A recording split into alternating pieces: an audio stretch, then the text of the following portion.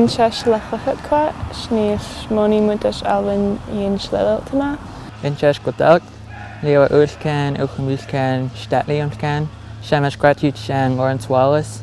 The 24-hour drum is about different schools coming together as leaders. The 24-hour drum is an event held by Aboriginal Leadership Students. For me, I'm in the Aboriginal leadership so that I could be more connected to the community and so that I can learn a bit more of the language, which is a huge part of my identity. I'm Jonas and I'm part of the Squamish Nation. I really like doing the 24-hour drum because we get to meet lots of new people and learn different cultures. I'm very proud of everybody in Aboriginal leadership in all the districts and in all the regions, because we put a lot of work into the entire year for the 24-hour drum. I think that the way that Canada, the systematic oppression of Indigenous people has kind of stopped generations before us of becoming leaders. So I think that now the 7th generation is stepping up.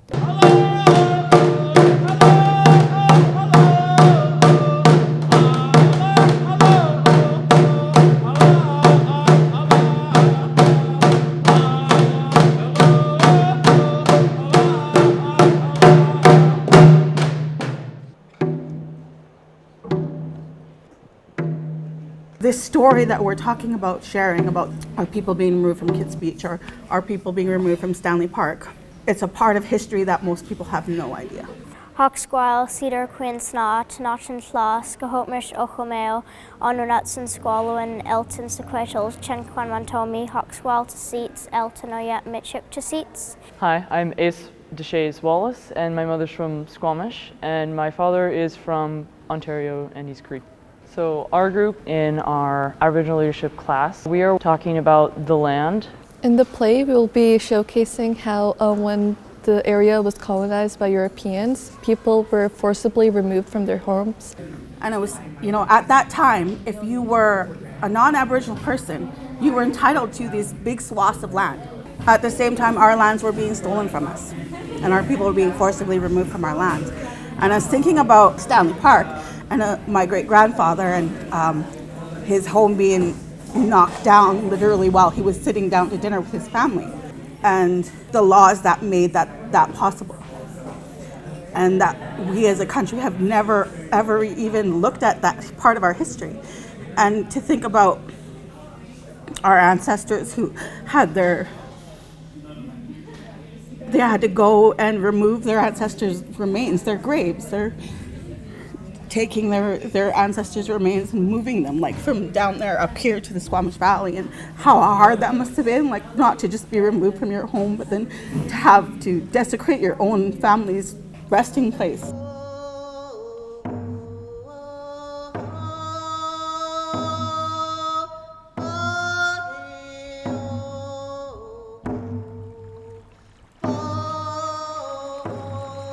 Scrub and clean your skills so filthy, till it's fair, smooth and milky.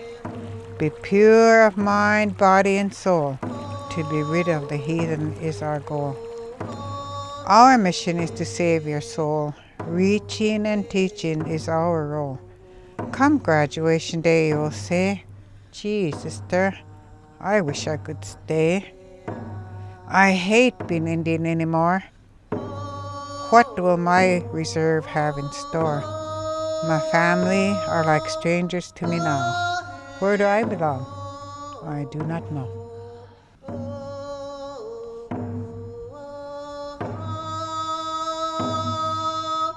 I didn't realize at the time that I went to the residential school as a 6-year-old that I would have to learn the language. I would have to learn the white man's ways and forget about who I was. So when I'm reciting the rosary, I don't feel it here.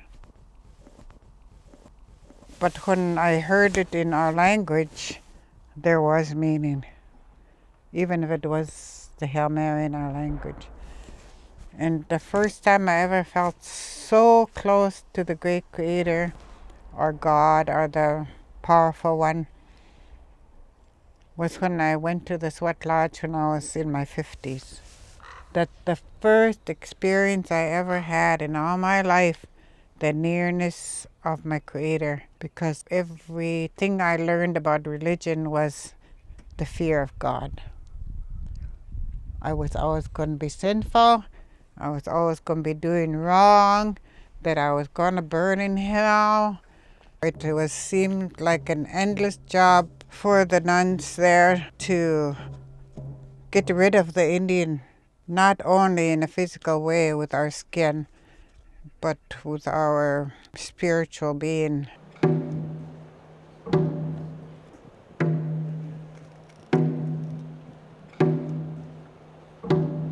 We weren't counted as human.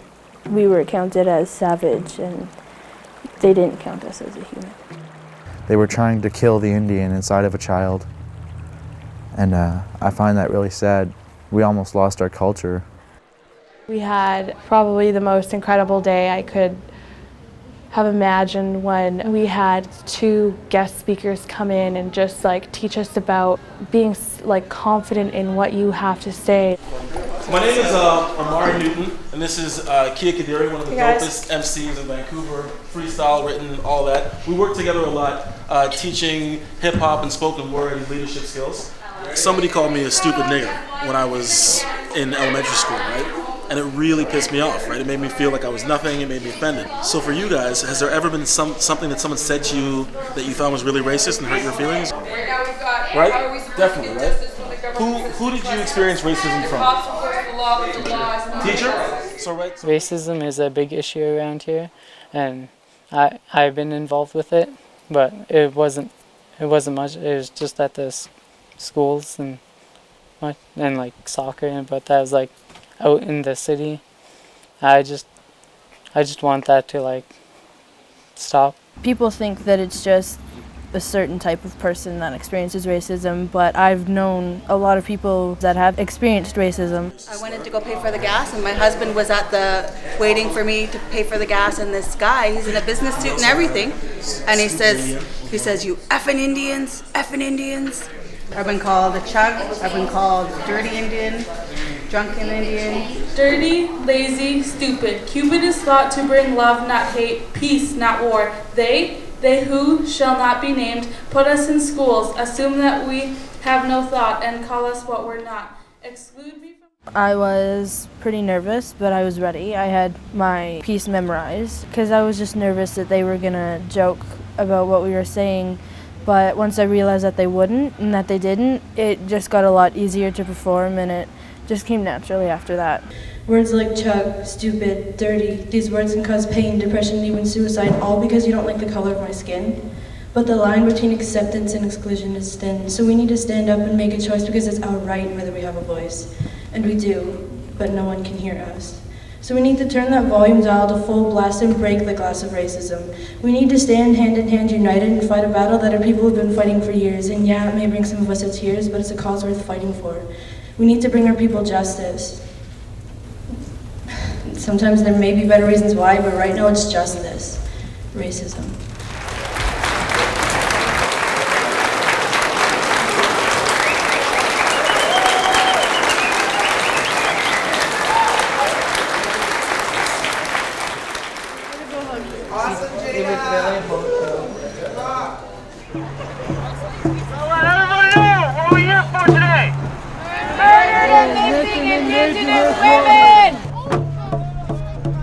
The reactions from people were all very positive, and everybody was honking their horns at us, giving us a thumbs up. And I think it's just spreading awareness. I think they're just opening up their eyes a lot more. And I was actually really surprised about how happy they all were to see us doing that.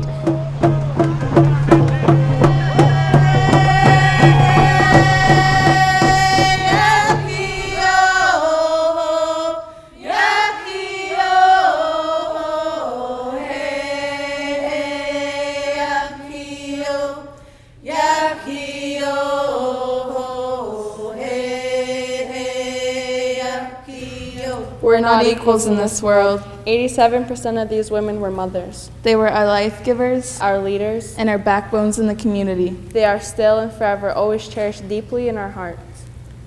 We're not equals in this world. If our stories aren't being shared, how are we supposed to get justice when the government... Stephen Harper states, We're not high on the radar. Now how is that even fair? We're not equals in this world, yet it could be different. I wish the heartache, the heartbreak, and overall pain our men, women, children, and elders are feeling would just go away. That our generation will grow up knowing we are just as important to this world, That we matter, and that we stood up to make a difference. We are up here today to start that difference. To join the flame of voices standing up for our rights. We won't stop until we are equals in this world. I really hope that all the mothers and sisters and daughters and women and children and men as well that are non-Aboriginal can feel the pain that someone else can feel and who is not being recognized. I hope that someone in the authorities can take control and say, okay, let's just make it equal. We were born a month apart. We both live with beating hearts. Together we laugh. Together we cry. We have a voice. Now let us be heard. Is it humane to ignore the missing? Ignore the posters of mothers, sisters, and daughters. Tell us why nobody's listening. It is easy to turn away. But it takes courage to stand and say, we both have rights. Tell us who decides. If I went missing, and so did I, who gets to choose who gets found? Or who gets forgotten? Our voices may be small, but we will never stop singing about the problems surrounding us that have yet to be solved. Find me.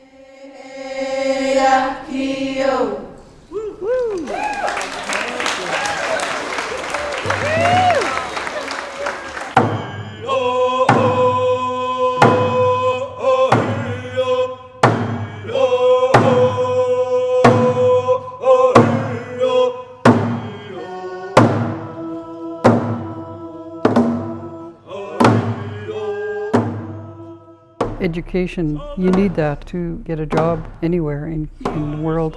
But you also have to remember who you are and remember your culture and hopefully learn the language.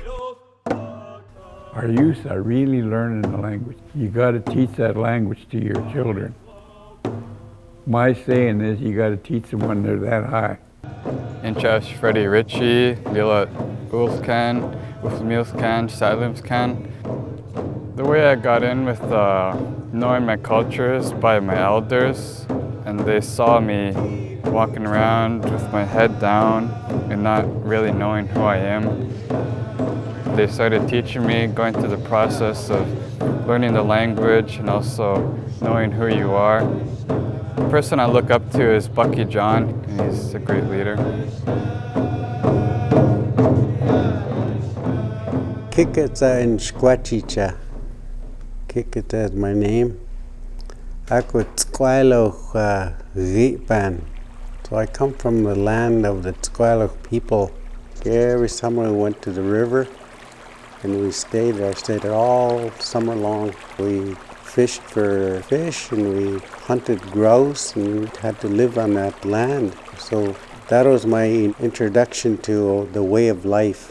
Tamich is the main thing we have is our land, Tamich. And in that Tamich, there's Uhualmich. Uhualmich is people. And those people speak a language. It's called Uhualmich. So those three things are paramount for a people to be called a nation. We need to focus more on our traditional way of life. We could teach the world how to live on our land, right? But nobody knows it better than we do.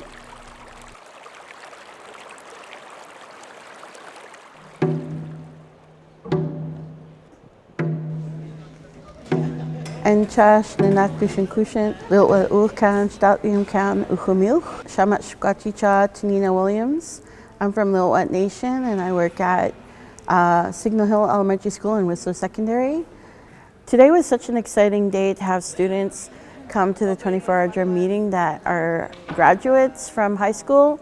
My little cousin Maya, I'm so happy for her and I'm happy to know that our people have somebody like her that is young and is learning Ukhumich. I currently go to UBC in Vancouver and I'm in the First Nations and Endangered Languages program. It's really nice because all of the classes are actually quite small and you really get to know all of your professors. I didn't really think too much about leadership while I was in school until I would have to do like a presentation or something, and then I found that like strength that came from if you're able to like sing a song in your own language, or if you're able to introduce yourself in your own language, that strength really does come through. Just try to follow what you're interested in, really. Like when I just started to like focus on what I was caring about, the fear kind of goes away a bit and you're just able to speak. So yeah. As you guys know, I am a recent graduate. I just graduated last year. 24-hour drum has helped me a lot with leadership skills because for the summer, I didn't really know what I was going to do. But what I didn't know is that my mom, she was scheming. She wanted to put me into the IYA program, which is at the Squamish Cultural Center in Whistler. She's like, oh yeah, by the way, I signed you up for the IYA program. I was like, okay. I don't know what that is or what it's about, but okay. Being here, it really helped me learn to public speak like I am now. And 24-hour drum, it helped me learn how to present myself. So like, I know when I step out into the community, I'm not just Dominique Nahaney. I'm Dominique Nahaney of the Squamish Nation. We're the next generation to be in power, and I feel like what we do now is going to shape us into who we are going to be when we are in control and be able to make our decisions. When I get older,